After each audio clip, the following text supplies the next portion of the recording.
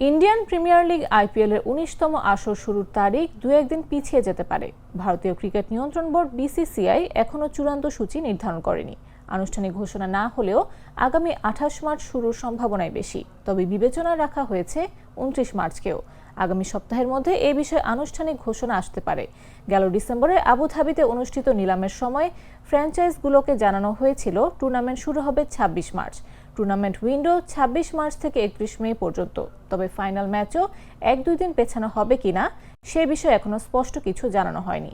ফ্র্যাঞ্চাইজিগুলোকে আনুষ্ঠানিকভাবে এখনো কিছু জানানো না হলেও আইপিএল দলগুলোর মধ্যে সূচি সামান্য পেছানোর গুঞ্জন চলছে।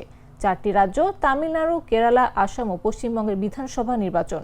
এই জটিলতার কারণে এখনো পূর্ণাঙ্গ সূচি প্রকাশ করা হয়নি। নির্বাচনের সম্ভাব্য তারিখ আইপিএলের কিছু ভেন্যুর সঙ্গে সাংঘর্ষিক হতে পারে।